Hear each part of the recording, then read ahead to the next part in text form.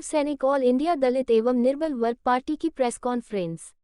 अयोध्या। पूर्व सैनिक all India दलित एवं निर्बल वर्ग पार्टी के राष्ट्रीय अध्यक्ष सत्यप्रकाश यादव ने आज एक प्रेस कॉन्फ्रेंस कर अपनी नई नवेली पार्टी के बारे में बताया। उन्होंने कहा, पूर्व सैनिक ऑल इंडिया दलित एवं निर्बल वर्ग पार्टी की स्थापना इसलिए की गई है और पार्टी का उद्देश्य है कि सभी को एक समान अधिकार, धर्म और जाति में किया बहुत बंटवारे देश को करो अब पूर्व सैनिक के हवाले। भ्रष्टाचार मुक्त देश, बेरोजगारी समस्या का उन्मूलन, स्नातक तक सभी की शिक्षा अनिवार्य, देश की बिगड़ती कानून व्यवस्था में सुधार, देश की बिगड़ती स्वास्थ्य व्यवस्था में सुधार करना इस पार्टी का उद्देश्य। उन्होंने कहा कि हमारी नियत साफ है, हम लोग बयानबाजी से काम नहीं लेते बल्कि हम करके दिखाते हैं, क्योंकि हम पूर्व सैनिक हैं और सैनिक के अंदर छल कपट नहीं होता। उन्होंने कहा, हमने सेना में नौकरी की है, हमारे रग रग में देशभक्ति है। रिटायर होने के बाद हम संगठन बनाकर देश की सेवा करना चाहते थे, इसी उद्देश्य हमने पूर्व सैनिक ऑल इंडिया दलित एवं निर्बल वर्ग विकास पार्टी का गठन किया और यह राष्ट्रीय लेवल की पार्टी है। सत्यप्रकाश यादव राष्ट्रीय अध्यक्ष ने बताया कि हर सप्ताह बृहस्पतिवार को पार्टी कार्यालय हौंसापुर झुंझुनवाला डिग्री कॉलेज के बगल में पार्टी की बैठक की जाएगी और उसमें जनता की समस्याओं पर चर्चा की जाएगी। सत्यप्रकाश यादव ने कहा कि नगर निकाय चुनाव में हम सभी वार्डों पर अपने प्रत्याशी उतार सकते हैं, जिसका चिंतन और मंथन चल रहा है। एसपी यादव ने बताया कि हम लोग हल्ला गुल्ला ना कर ठोस काम करके जनता के बीच अपनी जगह बनाएंगे, क्योंकि अन्य पार्टियां सिर्फ भाषणबाजी तक ही सीमित है, लेकिन हमारी पार्टी भाषणबाजी तक नहीं, जमीनी स्तर पर काम करके दिखाएगी। इस मौके पर राष्ट्रीय अध्यक्ष सत्यप्रकाश यादव ने रामकेवल यादव को राष्ट्रीय महासचिव का कार्यभार सौंपा। पार्टी के दिव्यांग प्रकोष्ठ का जिलाध्यक्ष भोले प्रसाद को बनाया गया, गोसाईगंज विधानसभा अध्यक्ष जगदम्बा यादव को बनाया गया है तथा पार्टी का जिला अध्यक्ष बालक राम को बनाया गया तथा जिला सचिव कुट्ठन कोरी को बनाया गया। बैठक में मौजूद लोगों ने पार्टी के राष्ट्रीय अध्यक्ष को माला पहनाकर उनका स्वागत किया। मेरा नाम सत्यप्रकाश यादव है। मैं हाथापुर स्थित झुंझुनवाला डिग्री के पास हमारा पार्टी कार्यालय है, हम यही रहते भी हैं और हमने ये पार्टी बनाई है पूर्व सैनिक ऑल इंडिया दलित एवं निर्बल वर्ग विकास पार्टी। क्या उद्देश्य है इस पार्टी बनाने? हमारा उद्देश्य देश का जो भ्रष्टाचार है, जो लचर व्यवस्था है, जो बेरोजगारी है, इसका सुधार करना। जो गरीब तबके के लोग हैं, जो संविधान में बनाए हुए कानून का फायदा नहीं उठा पा रहे हैं, जिनको लाभ नहीं मिल पा रहा, जो गरीब बच्चे हैं, गरीब तबके के लोग हैं, जो पढ़ नहीं पा रहे हैं, जो मारे मारे फिर रहे हैं, गवर्नमेंट भी उतना सुनवाई नहीं करती है, हम इनके जीवन स्तर का सुधार करना हमारा एकमात्र उद्देश्य है। अपनी आवाज़ पहुंचाने के लिए क्या क्या रास्ते अपनाएंगे आप सरकार तक? हमारी आवाज़ पहुंचाने के लिए बहुत सारा रास्ते। एक तो हम सैनिक हैं, रिटायर्ड फौजी हैं, हमें अपनी पहचान बताने की जरूरत नहीं है। समाचार माध्यम है, समाचार पत्र हैं, न्यूज़ है, मीडिया चैनल है, या हम खुद भी सरकार से मिल सकते हैं। आवश्यकता पड़ने पर अपनी बात रखेंगे। हम सैनिक हैं, हमारे अंदर भेदभाव की बात नहीं है। सरकार कोई भी है, हमारा अधिकार सबके पास जाने का है, क्योंकि जब हम सेना बॉर्डर पे थे तो हम हर एक की रक्षा हमारी बेफिक्र थी। तो अगर हम एक ही देखभाल करने के लिए बॉर्डर डटे रहे 22 साल, तो हम हर के बाद जा सकते हैं। आप एक सैनिक हैं, ऐसी क्या ज़रूरत पड़ गई पार्टी बनाने की?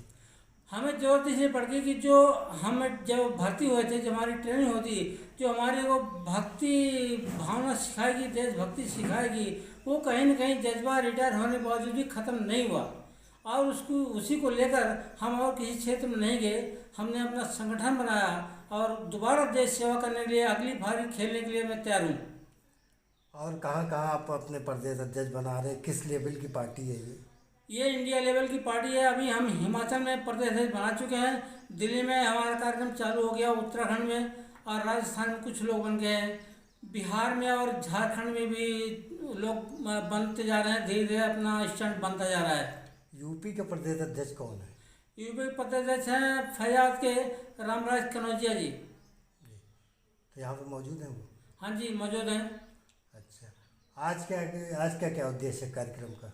आज का हमारा उद्देश्य यही है कि हमारे जो महासचिव हैं वो उतने अच्छे कंडीशन से नहीं व्यवस्थित हो पा रहे हैं, वो चल नहीं पा रहे हैं, इसलिए हम उनके साथ साथ एक नया महासचिव बनाए हैं और उनका नाम है रामकेवल यादव, पारा खान, दर्शन नगर। जैसे अभी मुद्दे चल रहे हैं महंगाई के, शिक्षा, बेरोजगारी, इसके लिए आप क्या कदम उठाएंगे? सर, वो तो आप सब देख रहे हैं कि शिक्षा की क्या व्यवस्था है। सिर्फ आजकल बस पेपर दे दो, पास हो, नौकरी मिल नहीं रही है, कोई डिग्री का महत्व नहीं रह गया है। इसीलिए हम चाह रहे हैं कि बीए तक शिक्षा मुक्त हो और उनको उनको कपड़ा और बुक सब उपलब्ध हो। जैसे अमेरिका वगैरह में है, बुकें वहीं रहती हैं, बच्चे जाते हैं पढ़ के चले आते हैं। हम वही व्यवस्था करेंगे कि स्कूलों में सारी बुकें उपलब्ध होंगी, बच्चे जाएंगे पढ़ेंगे।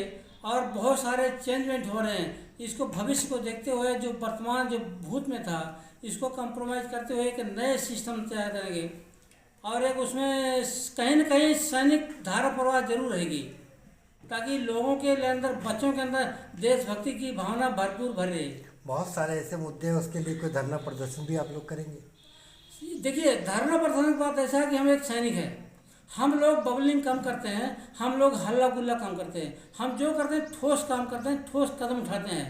धरना प्रदर्शन क्या, अगर हमको जरूरत पड़ेगी हम जिले के डीएम साहब से मिलेंगे, हमें आवश्यकता पड़ेगी हम मुख्यमंत्री जी से मिलेंगे। जरूरी नहीं है कि धरना प्रदर्शन करके ही, जरूरी नहीं समाज में, ये तो एक नाम कमाने का स्टंट है।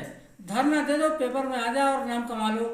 नाम कमाना हमारा नहीं, हम तो खुद ही सैनिक हैं, हमारी तो पहचान अलग थलग, हम नाम क्या कमाएंगे। हाँ, कार्रवाई जरूर होगी, कार्रवाई करेंगे, लोग कर भी रहे हैं। आवश्यकता होगी तो हम लीगल कार्रवाई करेंगे। हम रोड पर बैठने के बजाय हम अधिकारियों से मिलेंगे, जिले के डीएम से मिलेंगे, आवश्यकता हुई तो मुख्यमंत्री जी से मिलेंगे, अपनी बात को रखेंगे, लेकिन हर संभव प्रयास चाहेंगे कि सुधार हो। इस बैठक के जरिए क्या मांग करेंगे आप? इस बैठक के जरिए जी, हम सरकार से यही मांग करेंगे कि जो मंदिरों के पास जो बच्चों की लाइन लगी है भिक्षा मांगने की, इस पर सरकार ध्यान दे। जो शिक्षा व्यवस्था है, हम चाहते हैं कि सरकार बीए तक मुफ्त शिक्षा करे। और स्कूल में जो आजकल लोग किताबें खरीदते हैं, कभी ये पैटर्न कभी वो पैटर्न, ये दोहरी राजनीति, ये दोहरी जो व्यवस्था है, इसको सरकार खत्म करे और एक रूपता लाए इसमें। क्या हर हफ्ते बैठक होगी या महीने में होगी आपकी पार्टी की? हमारी पार्टी की बैठक हर हफ्ते वीरवार को होती है। अच्छा, जी। कहाँ पर होगी? यहीं पर पार्टी कार्यालय पर। आपकी पार्टी नगर निकाय चुनाव में मैदान में उतरेगी? जी सर, अभी चुनाव नज़दीक है और व्यवस्था काफ़ी चल रही है, कई क्षेत्रों में चल रही है, जिले की 5 विधानसभा में चल रही है और कुछ लोग तैयार हुए हैं, बट अभी नाम नहीं बता सकते हैं क्योंकि अभी तारीख घोषणा हुई नहीं है। और कई लोग तैयार हैं और चुनाव लड़ेंगे, दमदारी से लड़ेंगे। सब 60 सीटों पे आपके उम्मीदवार उतरेंगे? गारंटी नहीं दे सकते हैं, चर्चा चल रही है और हर जहाँ व्यवस्था हो रही है, ये गारंटी नहीं दे सकते क्योंकि हम सैनिक लोग हैं, हम तोल मोल के बोलते हैं, उतना बोलते जितना हो सके। पूरी सीटों पर चुनाव लड़ेंगे? प्रयास यही रहेगा हमारा, पूरी सीटों पर लड़ेंगे। प्रत्याशी आपने चिन्हित कर लिए हैं? प्रत्याशी अभी कुछ ही चिन्हित हुए हैं, सब चिन्हित नहीं हुए हैं, कुछ लोग आ गए हैं, लेकिन अभी नाम की घोषणा नहीं कर सकते हैं। किन मुद्दों के साथ उतरेंगे आप नगर निकाय चुनाव में? देखिए सर, ऐसा है कि हम देख रहे हैं, काफ़ी दिनों से देख रहे हैं, हम चैनल से तभी देख रहे हैं, जब कोई पार्षद बन जाता है या कोई कुछ बन जाता है, पहले तो बहुत अच्छी बातें करते हैं, बनने के बाद कहीं कोई विकास कार्य हो नहीं पाता है, कहीं कुछ होता है, सड़कें 3 महीने बाद टूट जाती हैं, खड़े दे 2 महीने बाद वो खड़ जाते हैं, कुछ पता नहीं चलती कौन सा विकास है, किस तरह से कितना पैसा आया। हमारी पार्टी सबसे अच्छा मुद्दा और सबसे अच्छा कदम यह है कि जब कोई पार्षद जीतेगा और जब पेमेंट आएगा तो जनता में ओपन करेंगे कि हमारे पार्षद पास ये पेमेंट आ गया है, और जो हमारे नाली बढ़ेगी, सड़क बनेगी, बिजली काम जो भी होगा, हम जनता के सामने एकदम रखेंगे, ओपन करके काम चलेंगे कि इतना धन आया था, इतना धन यहाँ आवंटित हुआ और इतना काम हुआ, अमुक आदमी काम कर रहा है, इतने सब कुछ हम छुपा के कुछ नहीं रखेंगे। जैसे आम जनता के बीच में देखा जाता है, पहले देखा जाता है कि पार्षद बन गए, पता नहीं चल रहा धन कब आया, काम कितना हुआ, कुछ पता नहीं है, लेकिन हम सब ओपन करके चलेंगे, इतना धन आया, ये हमारे लोग जीते हैं और ये काम हो रहा है। सरकार को भी हम अवगत कराते हैं कि हमारे अंदर झूठ और पर्दा नहीं है, क्योंकि ये हिंदुस्तान ये इनडायरेक्ट में हो चुका है। हर आदमी चाहे ऊंचे का हो, चाहे छोटा हो, चाहे बड़ा हो, चाहे निचले स्तर का हो, डबल कंडीशन चल रहा है। बातें कुछ और है, बाहर कुछ और है, पीछे कुछ और है, इसलिए जो कुछ होगा हम ओपन करके चलेंगे, हम एक रूपता लाएंगे। इस हिंदुस्तान को जो हमारी सरकार बनेगी हम डायरेक्ट में लाएंगे। रमजान के पवित्र माह रमजान पर टाटा मस्जिद के इमाम शमसुल कमर कादरी की अपील।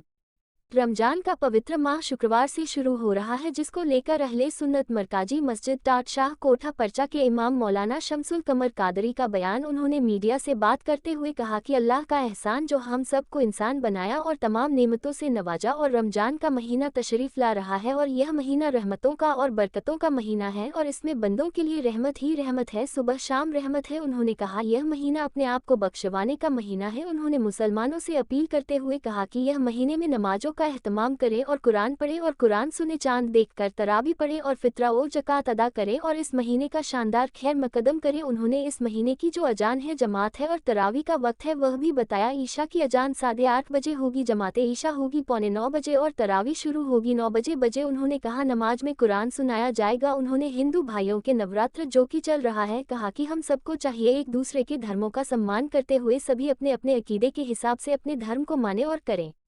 मस्जिद टाट शाह मरकज अहले सुन्नत के इमाम शमसुल कमर कादरी ने कहा कि हमेशा से बिजली, साफ सफाई और सारी चीज़ों की व्यवस्था सरकार की ओर से की जाती है और हम उम्मीद करते हैं इस बार उससे अच्छी और बेहतर व्यवस्था जिला प्रशासन इस पवित्र महीने रमजान के मौके पर करेगा। साथ ही उन्होंने एक अपील और जिला प्रशासन से मांग भी की है कि बीते दिनों कुछ ऐसे असामाजिक तत्वों ने शहर में तनाव पैदा करने के उद्देश्य से कुछ ऐसी हरकतें की थी, लेकिन पुलिस प्रशासन ने उसे नाकाम कर दिया। तो मेरी अपील यह है कि सुरक्षा के लिहाज से सीसीटीवी कैमरे मस्जिदों के पास कुछ पुलिसकर्मियों की तैनाती हो, जिससे इन असामाजिक तत्वों को किसी भी तरह की गड़बड़ी फैलाने का मौका ना मिले। रमज़ान शुरू हो रहा है, कल से क्या पैगाम है आवाम के लिए? बिस्मिल्लाहिर्रहमानिर्रहीम, सुब्हानल्लाहि व बिहम्दिही, सुब्हानल्लाहिल अज़ीम व बिहम्दिही, अस्तग़फिरुल्लाह। अल्लाह तबारक व तआला का शुक्र एहसान है जिसने हमें इंसान और मुसलमान बनाया। रमज़ान शरीफ का मुबारक महीना तशरीफ़ ला रहा है। आज से नमाज तरावीह शुरू है और कल से पहला रोज़ा है। अल्लाह तबारक व तआला ने अपने बंदों पर करम फरमाया एक बार फिर हम सब पर। उसने हमारी ज़िंदगी में खैर व बरकत और मग़फ़िरत वाला महीना दोबारा हमें अता फरमाया। ये महीना बबरकत और रहमत और मग़फ़िरत का महीना है। इसमें बंदों के लिए रहमतें ही रहमतें हैं, बरकतें ही बरकतें हैं। सुबह व शाम अल्लाह की रहमतें बंदों पर नाज़िल होती हैं। सैकड़ों हज़ारों लोग इस माह मुबारक में अल्लाह की अताओं से बख्शे जाते हैं और मग़फ़िरत के हक़दार होते हैं। हमारे इस मरकज़ी जामा मस्जिद टाट शाह में इस वक्त हम लोग मौजूद हैं। यहाँ की मुंतज़मा कमेटी और सरपरस्त और तमाम हज़रात यहाँ पर, यहाँ के मुसल्लियान नमाजी हज़रात सब मौजूद हैं। ख़ुसूसियत के साथ फ़ाज़िल बग़दाद हज़रत अल्लामा मुफ्ती मोहम्मद मुख्तार हसन साहब फ़ाज़िल बग़दाद, मस्जिद मुंतज़मा कमेटी के नायब सदर महब गिरामी जनाब कमल भाई आए, मुतवल्ली साहब जनाब सराज रख साहब और तमाम हज़रात यहाँ पर तशरीफ़ फरमा हैं। सबकी मौजूदगी में मैं अपनी कम्युनिटी से, मुसलमानों से अपील करता हूँ इस माह मुबारक में इंतहाई एहतमाम करें नमाज का, तिलावत का, ज़िक्र अज़कार का, खैर सगाली का, इसलिए कि ये ऐसा महीना है जो साल में एक बार आता है। ऐसे वक्त में हमें चाहिए कि इस इबादत और रियाज़त और बरकत वाले महीने का शानदार खैर मक़दम करें। अपने रब के हुज़ूर नमाज़ें पढ़ें, तिलावत करें, ज़िक्र अज़कार करें, नमाज तरावीह की पाबंदी करें, चाँद देख करके तरावीह पढ़ें और चाँद देख करके तरावीह बंद करें। कुरान पाक मुकम्मल एक बार सुनना मुस्तहब है, ज़रूरी है, और भी तौफ़ीक मिले तो जितनी बार हो सके वो नमाज तरावीह में कुरान पाक को सुनें। हमारे यहाँ जामा मस्जिद टाट शाह में रमज़ान शरीफ में चूँकि नमाजियों की कसरत होती है, आसपास ताजिर हज़रात हैं, इसलिए इशा की नमाज में और उसकी जमात में थोड़ी सी तरमीम है। अज़ान इशा होगी 8:30 बजे, जमात इशा होगी 8:45 बजे और तरावीह शुरू होगी 9 बजे इंशाअल्लाह अज़ीज़। नमाज तरावीह में कुरान पाक सुनाया जाएगा और उसके बाद तफसीर कुरान का भी एहतमाम। इस साल ये जो हिंदू भाइयों का नवरात्र भी चल रहा है, ऐसे में अपने लोगों को क्या खास हिदायत देंगे आप? अच्छा, देखिए, ये वतन अपना है, ज़मीन अपनी है, दरो दीवार अपने हैं। हमारे मुल्क के दस्तूर ने हर मकतब फ़िक्र को और हर मज़हब और धर्म के मानने वालों को अख्तियार दिया है अपने अपने धर्म के एतबार से, अपने अपने मज़हब के एतबार से ज़िंदगी गुजारें। हमारा रोज़ा है और उनका भी कोई त्यौहार है तो अपने एतबार से सब मनावें, हर एक के लिए खैर पेश करें, मोहब्बतें पेश करें, भलाई पेश करें। इसी में चैन है, आफ़ियत है, राहत है, चैन व सुकून है और ये इंशाअल्लाह हमेशा कायम रहेगा। जिम्मेदारियों के ताल्लुक से हमारे सरपरस्त हज़रत अल्लामा मोहम्मद मुख्तार रज़ी साहब को फाज़िल मुख्तार बयान देंगे।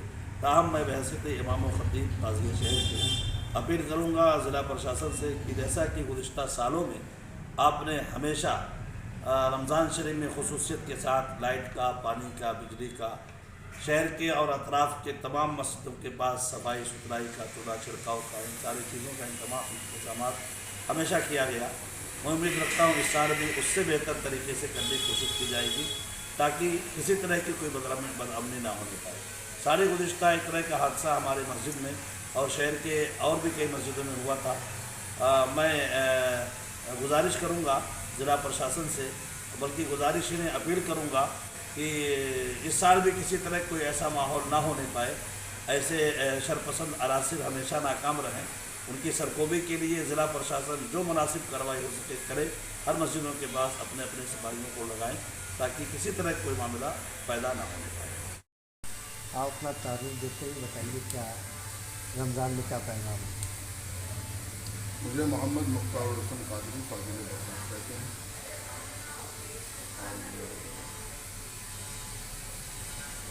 जामा मस्जिद का अच्छा एक मरकज़ी इदारा है, एक मस्जिद है, सिर्फ नमाज पढ़ने की जगह नहीं है बल्कि पूरी कमिश्नरी की क़यादत करते हुए यहाँ से अपने ज़िला, शहर और कमिश्नरी के दीगर मसाजिद और मुसलमान यहाँ के तमाम ऐलानात और दिए गए बयानात को फॉलो करते हैं। चाँद वगैरह से मुताबिक काजी साहब का जो फैसला होता है उसी की पैरवी करते हैं।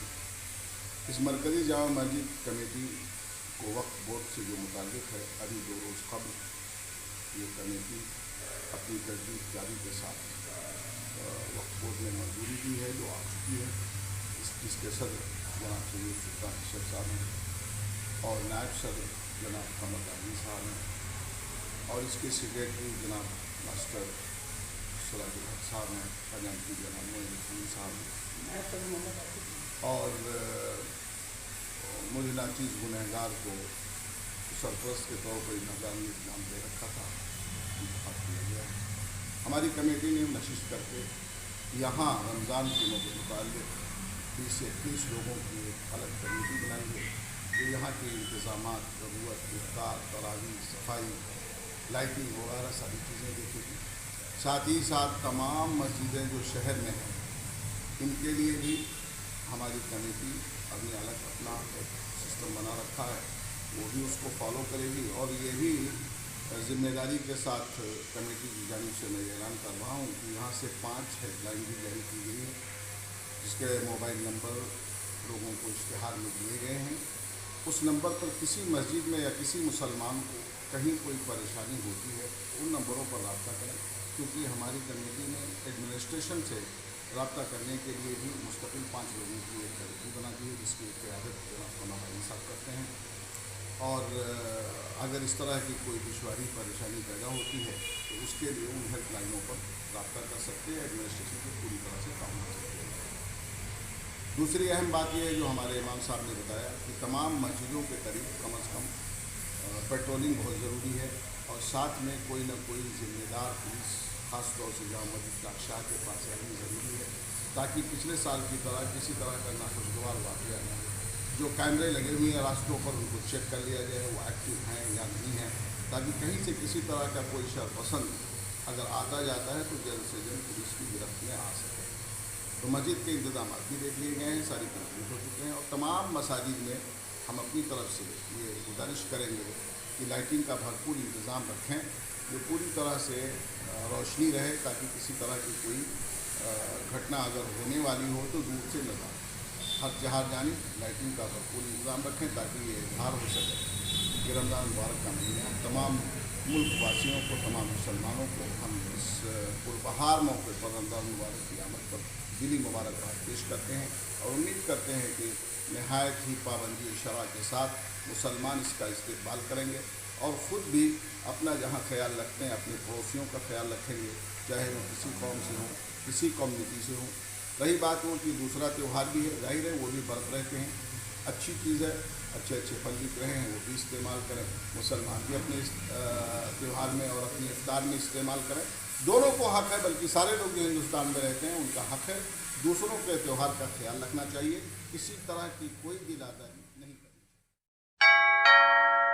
अयोध्या का प्रांतीय मेला चैत्र रामनवमी आरंभ हो चुका है।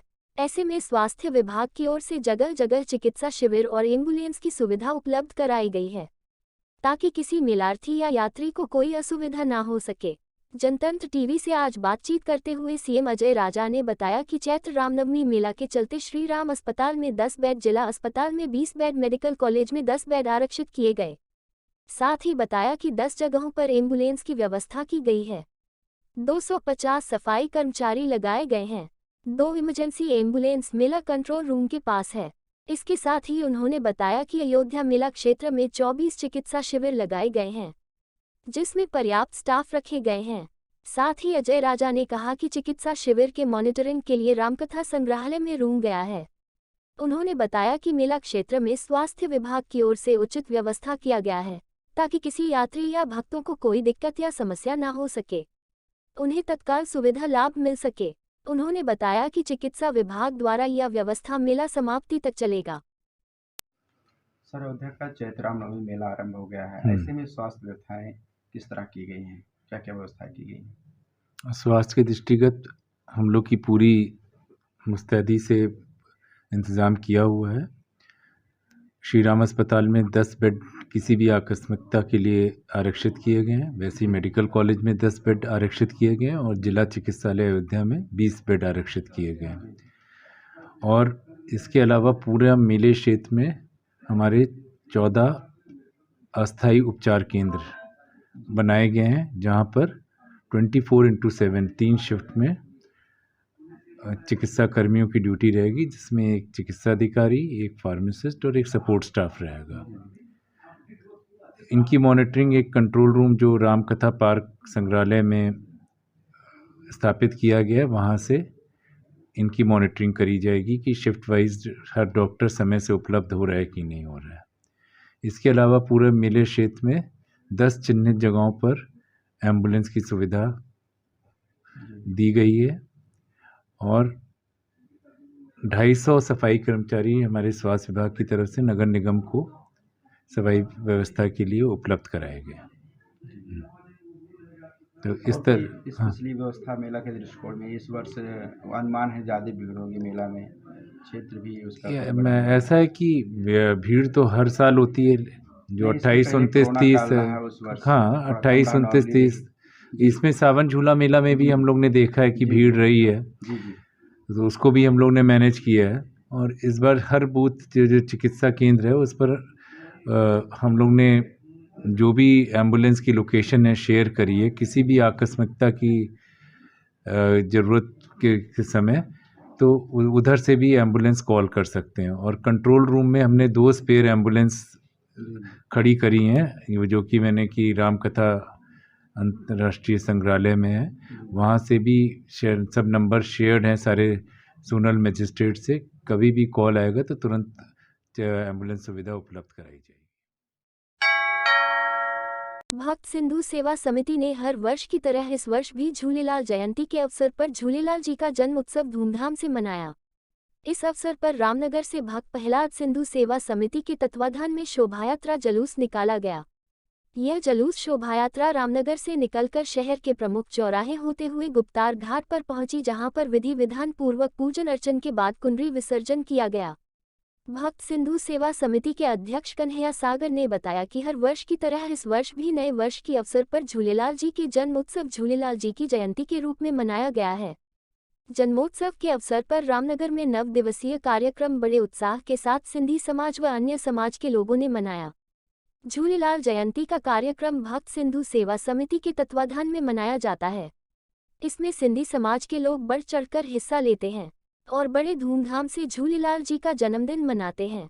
इस झूलेलाल जन्म उत्सव पर 9 दिवसीय कार्यक्रम किया गया, जिसमें झूलेलाल जी की आरती होती है, बच्चों के कार्यक्रम होते हैं, महिलाओं के द्वारा धार्मिक कार्यक्रम किया जाता है और आज रात्रि में रामनगर के बीच मैदान में मुंबई से आए हुए कलाकारों के द्वारा रंगारंग कार्यक्रम प्रस्तुत किए जाएंगे।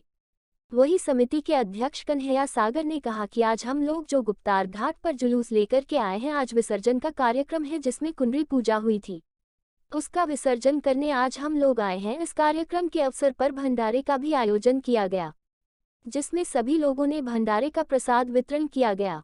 वही झूलेलाल जयंती के अवसर पर संजय मदान, राजीव मदान व धनेश बजाज समाजसेवी ने झूलेलाल जन्मोत्सव की सभी को बधाई दी।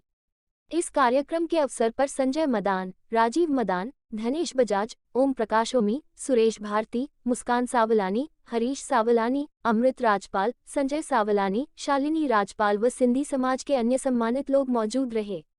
झूलेलाल की जयंती मनाया जाता है हर साल नए वर्ष की शुभकामनाओं पे, और 9 दिन से बड़े ही उत्साह के साथ रामनगर कॉलोनी मनाया जा रहा है। पूरा सिंधी समाज मनाता है, अदर समाज भी आते हैं, आशीर्वाद होते हैं। इससे बड़ी भावना रहती है, जो भी मन में आशा रखते हैं सब पूरी हो जाती है, चाहे किसी भी धर्म के हों, और सब मिलजुल के बनाते हैं, खासकर सिंधी समाज बनाता है। और ये संस्था है भक्त प्रहलाद सेवा समिति, उसके तत्वाधान में मनाया जाता है, उसके हम अध्यक्ष हैं और पूरे सिंधी समाज का सहयोग रहता है, सब जने मिलजुल के मनाते हैं। इसका बड़ा प्यार है, एका है। इन 9 दिनों के में क्या क्या?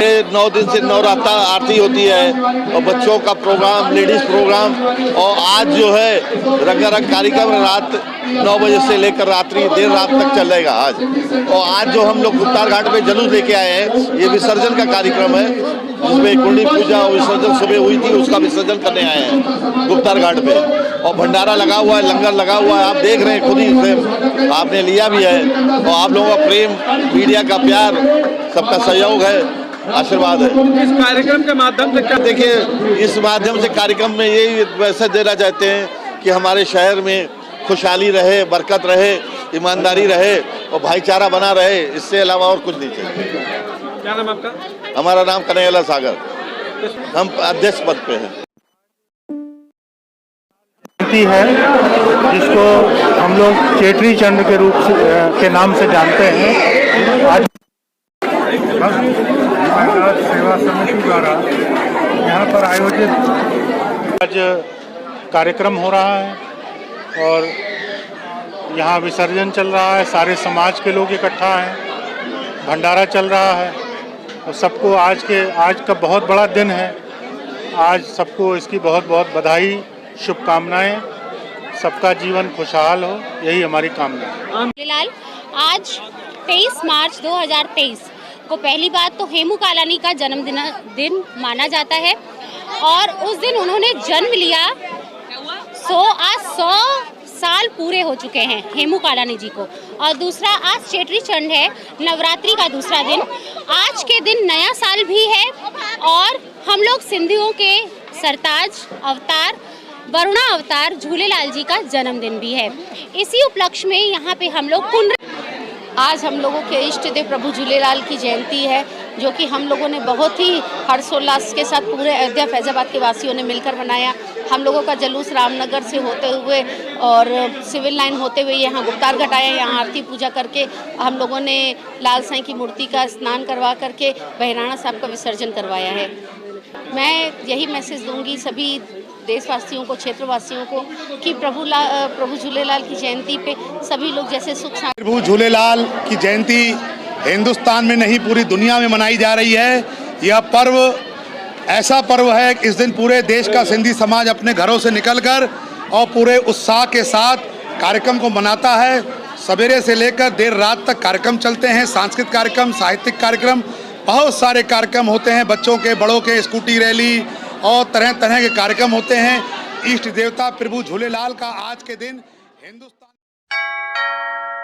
अयोध्या में इस बार दिव्य भव्य श्री राम जन्मोत्सव मनाया जा रहा है। अयोध्या में सुबह श्री राम जन्म उत्सव समिति के द्वारा पहले दिन 21 किलोमीटर की साइकिलिंग और मैराथन दौड़ रन फॉर राम के लिए दौड़ का आयोजन किया गया। इस दौड़ में युवक युवतियां और बुजुर्गों ने भी इस कार्यक्रम में भाग लिया और आज देर शाम राम की पैड़ी पर श्री राम कथा प्रवचन और तलवारबाजी की गई और वही भजन संध्या स्थल पर खो खो का खेल किया गया। यह खेल कल समाप्त होगा। इस खेल में कई जिलों के प्रतिभागियों ने खेल में हिस्सा लिया है और कल अन्य कार्यक्रम किए जाएंगे। यह पूरे 9 दिनों तक अयोध्या में सांस्कृतिक कार्यक्रम किया जाएगा। यह सांस्कृतिक कार्यक्रम पहली बार किया जा रहा है रामनवमी के मौके पर, क्योंकि हर वर्ष श्री राम जन्म उत्सव पर राम मंदिर में ही कार्यक्रम किया जाता था, लेकिन इस वर्ष राम मंदिर निर्माण कार्य पूरा होने की खुशी में अयोध्या में अनेकों प्रकार के सांस्कृतिक कार्यक्रम किए जा रहे हैं। श्री राम जन्म उत्सव समिति के संयोजक गिरीशपति त्रिपाठी ने कहा कि राम मंदिर पहली बार बन रहा है। राम मंदिर भी 500 वर्षों बाद बन रहा है। उत्साह भी तो उसी स्तर का होना चाहिए। राम मंदिर पर आयोजन हुआ करते थे, ऐसा नहीं है 9 दिन मंदिरों में आयोजन हुआ करते थे, मंदिरों में होते थे। एक सार्वजनिक आयोजन का भाव सभी को खटकता था। श्री राम जन्मभूमि तीर्थ क्षेत्र ट्रस्ट ने उस अभाव को पूरा कर दिया। भव्य मंदिर की ही बात नहीं है, सिर्फ मंदिर की बात नहीं है, पूरी विश्व की संस्कृति को राममय करने की बात है। अयोध्या इसका प्रेरणा स्थल है, राम जन्मभूमि का केंद्र बिंदु है। यही सेवा विचार निकल कर जाएगा जो पूरी दुनिया को राममय करेगा, राम के रास्ते पर चलना सिखाएगा। उसकी यह एक शुरुआत है। 9 दिन का कार्यक्रम है, रामनवमी पर समाप्त होगा। तो रन फॉर रामलला जो अयोध्या नगर के चतुर्दिक हाफ मैराथन और साइकिलिंग का जो इवेंट हुआ, वह सुबह सुबह सबसे पहले वो आयोजित किया गया। उसके बाद श्री रामचरितमानस का नवाह पारायण, उसका प्रथम पाठ मुख्य मंच से उसको हमारे यहाँ के जो स्थानीय लोग थे उन्होंने रामायण का पाठ किया। उसके उपरांत कलारी पट्टू, एक केरल की जो मार्शल आर्ट है, उसका बहुत अच्छा प्रदर्शन यहाँ पे उत्तर प्रदेश के बच्चों ने उस मंच पर किया। वहाँ पर तलवारबाजी हो रही है, यहाँ पर भजन संध्या स्थल पर खो खो की प्रतियोगिता हो रही है। साथ ही साथ अयोध्या के जो नवोदित कथाकार हैं उनके माध्यम उसमें से 3 चुने हुए कथाकारों की प्रस्तुतियाँ उनके द्वारा भगवान की दिव्य कथा उस मंच से प्रस्तुत की गई। उसके उपरांत अब जो है भजन संध्या का और विभिन्न लोक गायन का कार्यक्रम है। इसके अलावा जो यहाँ के स्थानीय लोग हैं, जो स्थानीय छोटे बच्चे हैं, संगीत में उभरते हुए बच्चे हैं, उस भगवान के नाम का संकीर्तन और उनसे जुड़े हुए भजनों की बड़ी सुंदर सुंदर प्रस्तुतियाँ यहाँ पर कर रहे हैं। कुल मिलाकर हर वह विद्या जो भगवान से संबंधित है उसका यहाँ पर प्रदर्शन करने का, उसको लोगों के सामने लाने का प्रयास किया जा रहा है। अभी तो पहली बार बनना है ना भैया, राम मंदिर भी तो 500 वर्षों बाद बनना है, तो उत्साह भी तो उसी स्तर का है ना। राम मंदिर पे आयोजन हुआ करते थे, ऐसा नहीं था। 9 दिन का मंदिरों में आयोजन हुआ करते थे, मंदिरों में होते थे। एक सार्वजनिक आयोजन का अभाव सभी को खटकता था, जिसको राम जन्मभूमि तीर्थ क्षेत्र ने उस अभाव को पूरा कर दिया। ये कहा जाए कि भव्य मंदिर की ही बात नहीं है, ये सिर्फ मंदिर की बात नहीं है, पूरी विश्व की संस्कृति को राममय करने की बात है। अयोध्या उसका प्रेरणा स्थल है, राम जन्मभूमि उसका केंद्र बिंदु है और यहीं से वह विचार निकल कर जाएगा जो पूरी दुनिया को राममय करेगा और राम के रास्ते पर चलना सिखाएगा। उसकी यह शुरुआत है, उसकी ये भूमिका है। 9 दिन का है कार्यक्रम, रामनवमी पे समाप्त होगा। योगी सरकार के 1 वर्ष पूरे होने पर अयोध्या जनपद के पुलिस लाइन से महिला पुलिस कर्मियों की जागरूकता मिशन की रैली लखनऊ के लिए रवाना हुई। इस रैली को कमिश्नर, आईजी रेंज, डीएम व एसएसपी ने हरी झंडी दिखाकर रवाना किया। यह जागरूकता मिशन की रैली आदिशक्ति मां पाटेश्वरी देवी मंदिर जनपद बलरामपुर से शुरू होकर जनपद अयोध्या, लखनऊ, कानपुर, हमीरपुर, उरई, जालौन, झांसी होते हुए ललितपुर में संपन्न होगी।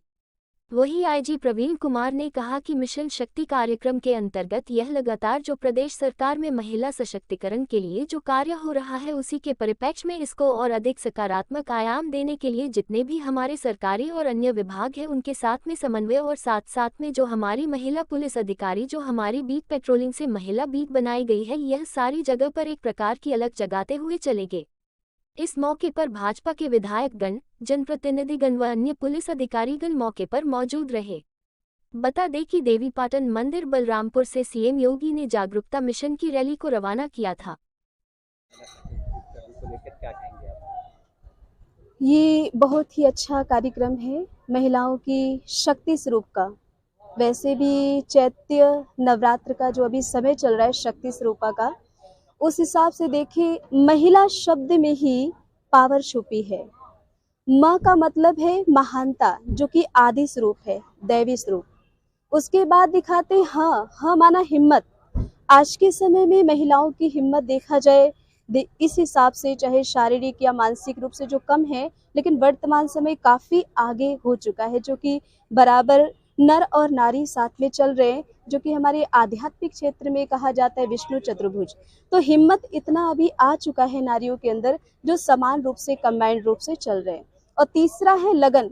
अगर संसार में एक एक महिलाओं के अंदर लगन आ जाए, किस चीज की लगन चाहिए? कोई भी कर्म की। आज के समय में देखा जाए, हम किसी चीज की लगन रख लेते हैं तो जीवन की हर एक ऊंचाइयों पे हम पहुंच सकते हैं, जो कि आज के वर्तमान समय चल रहे। इसलिए कहते हैं महिला शब्द में ही उनकी पावर छुपी है, जिसके आधार पे कहा जाता है महिला सशक्तिकरण।